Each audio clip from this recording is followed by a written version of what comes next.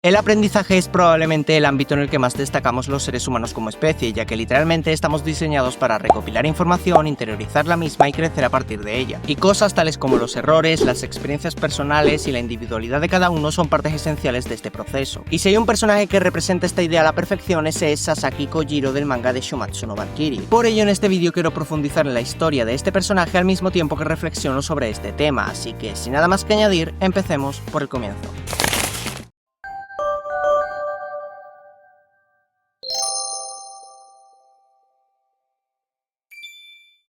Al igual que la figura histórica de la que toma inspiración, nuestro protagonista nació en la era Sengoku, que para el que no sepa demasiado de la historia de Japón, pues digamos que todavía estaba de moda lo de ser samurái. Sabemos que entrenó en el Dojo Toda, que básicamente era una de las mejores escuelas de esgrima en ese entonces. Y contrario a lo que cabría esperar de alguien que terminaría siendo denominado como el mejor espadachín de la historia de la humanidad, realmente ni sus compañeros de dojo ni sus instructores pensaban que tuviera algún tipo de talento para la esgrima. Esto se debía principalmente a dos motivos. El primero era el hecho de que Sasaki siempre mostraba una actitud muy tranquila e incluso hasta infantil en ocasiones. Y el segundo era el hecho de que realmente jamás terminaba un combate, porque da igual que fuese un simple enfrentamiento con espadas de madera, Kojiro siempre se rendía al poco tiempo de empezar. Esta carencia de agresividad y aparente desinterés llevaba a pensar la gente de su alrededor que simplemente era un caso perdido. Y por más que estemos hablando de un escenario ficticio, realmente hay situaciones de la vida real que se pueden asemejar bastante a esta. Usualmente se tiende a pensar que algunas personas no sirven para los estudios simplemente por presentar una serie de rasgos que chocan directamente con el molde preestablecido. Te pongo un ejemplo muy simplificado de esto. Imaginemos un estudiante que por falta de presupuesto para ponerle un nombre más elaborado vamos a llamar Carlitos. Carlitos es un chaval extremadamente curioso que siempre está cuestionando cosas y que siempre se la pasa investigando sobre aquello que le llama la atención. Sin embargo, es pésimo tomando apuntes, se distrae con mucha facilidad y no muestra ningún interés en seguir instrucciones al pie de la letra. Esto causa que sus profesores y sus compañeros de clase piensen que es un despropósito como alumno. Lo que nadie llega a ver es que realmente Carlitos tiene una gran capacidad de aprendizaje, puesto que al estar constantemente experimentando cosas nuevas para saciar su propia curiosidad, termina interiorizando conocimientos de manera mucho más significativa. Lo que al final del día probablemente es más efectivo que memorizar un temario entero para luego olvidarlo tras hacer el examen correspondiente. Con Sasaki pasa algo similar, ya que realmente la única razón por la que se rinde de manera precipitada es porque sabe perfectamente que al enfrentarse a alguien que es mucho más fuerte que él, lo único que va a conseguir es salir lastimado a lo tonto. Por ello, en lugar de repetir movimientos de manera mecánica o de matarse a palos con sus compañeros del dojo, Sasaki prefirió centrarse en conocer a profundidad sus propias virtudes y defectos, así como las de sus oponentes. Esto le permitió desarrollar una capacidad de análisis tan avanzada que era capaz de memorizar a la perfección los movimientos de cualquier persona con solo enfrentarse a ella una vez, lo que le permitía enfrentarse mentalmente cientos de veces con gente contra la que ya había perdido para así buscar la manera más adecuada para superarlos. Gracias a este método de aprendizaje tan particular pudo desarrollar una esgrima tan pulida que incluso pudo hacer frente al mejor espadachín de su época, Musashi Miyamoto. Y es más, los dos disfrutaron enormemente de aquel combate justamente por la pasión plasmada en el estilo individual de cada uno. Y por más que Kojiro encontró su muerte aquel día, su travesía de crecimiento a través del aprendizaje no había hecho nada más que empezar.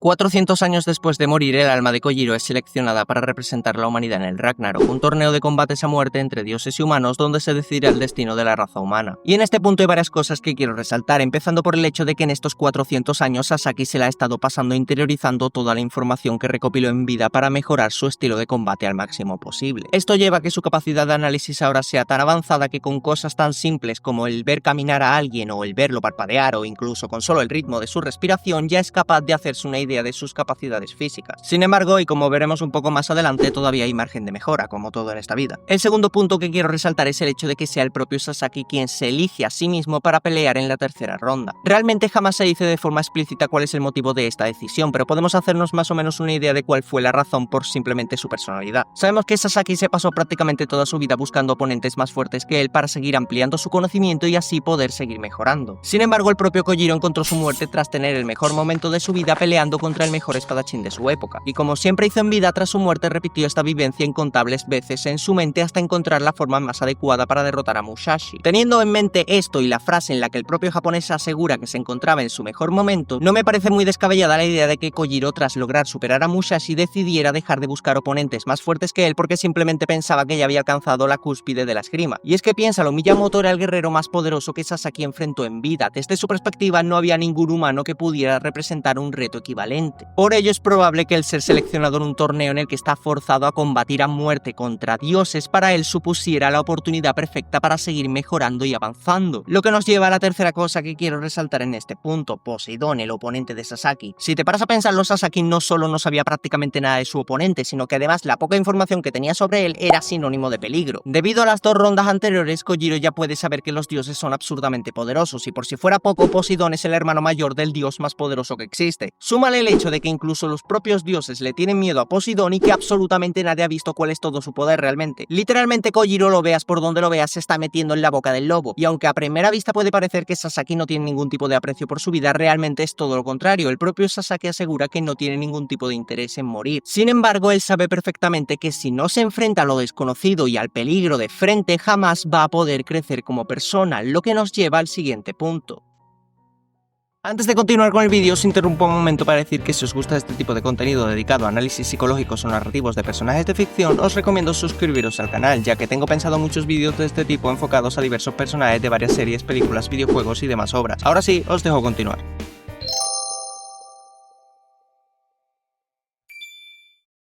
Desde antes incluso de que empiece la ronda, la obra ya se encarga de hacer resaltar el contraste evidente que existe entre Poseidón y Sasaki. Este mismo se refuerza a través de detalles como los diseños de ambos personajes, sus personalidades, su desempeño en combate o incluso sus entradas. Pero donde más brilla este contraste realmente es en la filosofía de vida de cada uno. Hasta ahora hemos visto cómo Sasaki ha sido alguien que siempre ha tenido muy presente sus propias carencias. Es gracias a esto que dedicó toda su vida a seguir creciendo como persona a través del aprendizaje, utilizando la espada como un método para crear lazos con otras personas. Poseidón, por su parte, es la antítesis absoluta de esta filosofía. Es un dios de un nivel tan alto que incluso entre los mismos dioses es reconocido como un símbolo de perfección y supremacía. Y no solo eso, sino que además es alguien absurdamente arrogante y despiadado, que ni siquiera considera a los demás como dignos de su presencia. Esta diferencia fundamental entre ambos es lo que hace que su enfrentamiento tenga tanto impacto narrativo, ya que mientras Sasaki representa la capacidad humana de mejorar de forma constante y la humildad de reconocer la necesidad de aprender, Poseidón encarna el estancamiento que supone una existencia perfecta, alguien que jamás ha necesitado superar sus límites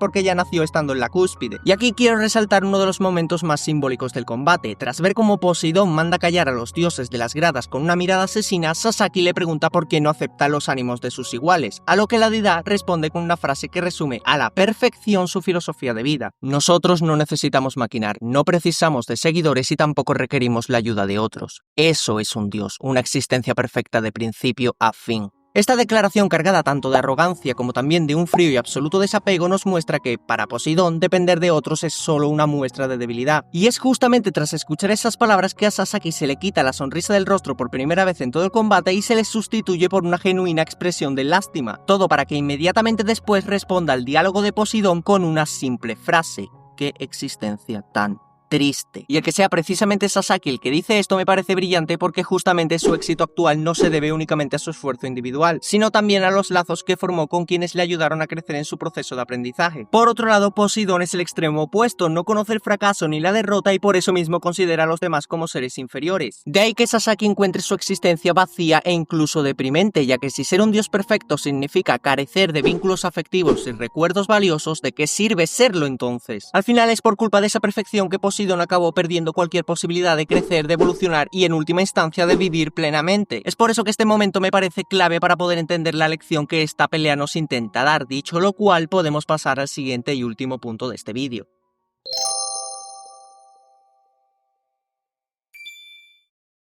Con todo lo ya mencionado, creo que queda bastante claro que la temática principal del personaje está enfocada en la importancia del aprendizaje junto con las vivencias que lo conforman en nuestro crecimiento individual. Y esta misma idea se refuerza justamente a través de 3 escenas que ocurren a lo largo de la ronda, siendo la primera el propio comienzo de la pelea. Desde el primer momento nos muestran cómo Sasaki no tarda en analizar a Poseidón para enfrentarlo mentalmente varias veces. Y es justamente gracias a analizar detenidamente a su oponente que Sasaki logra mantener la calma y sentarse para meditar cuál debía ser su primer movimiento. E inmediatamente después, motivado por el peso de las expectativas de quienes lo ayudaron a mejorar, Sasaki se lanza contra Poseidón y logra evitar que este mismo lo ataque. Y no contento con ello, el japonés también se encarga de dañarle el ego a la deidad cortando su cabello, forzándolo a hacer contacto visual y llamándolo niño. Y resalto esto último porque si te paras a pensarlo, el que Sasaki lo llama así pese a que Poseidón es mucho más longevo que él, en realidad es bastante adecuado a nivel narrativo. No solamente porque el japonés demuestre ser mucho más maduro que el griego pese a presentar una actitud más jovial, sino también porque en el primer capítulo del manga la más joven de las hermanas valquirias menciona menciona que la actitud de los dioses es más propia de un niño pequeño que de una deidad poderosa y sabia. Por ende, no es de sorprenderse que aquel que es considerado por las demás deidades como el dios más digno del título de dios en realidad sea alguien con la actitud de un adolescente cretino e inmaduro. Es más, si te fijas, mientras Sasaki va puliendo y perfeccionando su esgrima a lo largo del combate, Poseidón lo único que hace es atacar de forma errática mientras va aumentando la velocidad cada vez que le dañan el ego. Y todo esto se refuerza con la siguiente escena, que sería el momento en el que Poseidón empieza a perder su paciencia y parte en dos la katana de Sasaki para luego llamarlo arrogante por creer que tiene alguna oportunidad de ganar siendo tan débil. A lo que Kojiro procede a destrozarlo verbalmente diciendo lo siguiente: oye, poderoso señor de los mares, ¿me permites hacerte una pregunta? ¿Alguna vez te has dejado llevar y entrenaste hasta el alba? ¿Alguna vez has llorado de gratitud frente a alguien que te hizo más fuerte? ¿Alguna vez has sentido pasión por luchar a muerte con quien admiras? Error mío, no hay forma de que hayas experimentado algo así. Y es imposible que yo pierda contra alguien que jamás ha considerado las esperanzas y los sueños de los demás.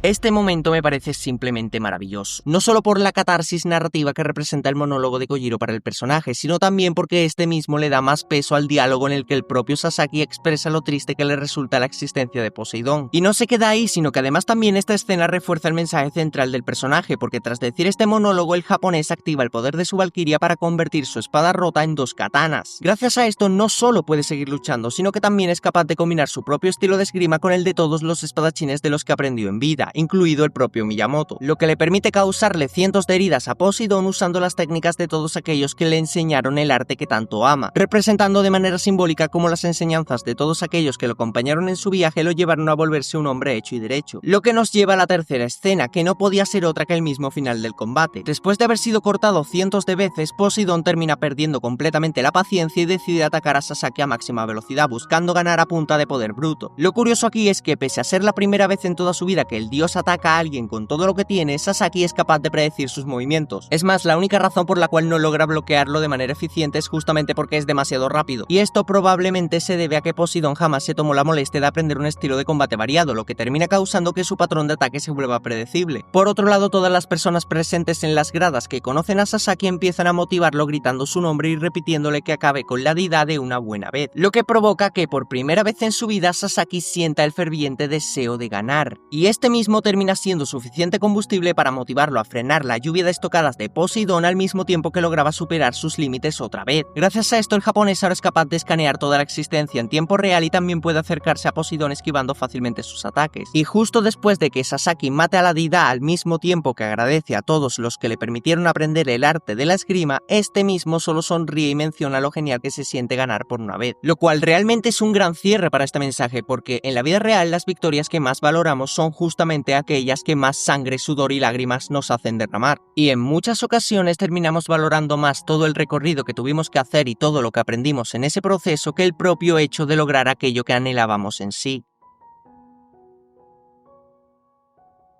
Con esto llegamos al final de este vídeo. Si te ha gustado, agradecería que dejaras tu like, y si quieres más contenido como este, pues házmelo saber en la caja de comentarios. También te agradecería que me sigas en mis otras redes sociales y así me ayudas a llegar a más gente. Y sin nada más que añadir, te deseo unos buenos días, tardes o noches, dependiendo del momento en el que me estés escuchando, y me despido no sin antes dejarte aquí más contenido que quizás te interese.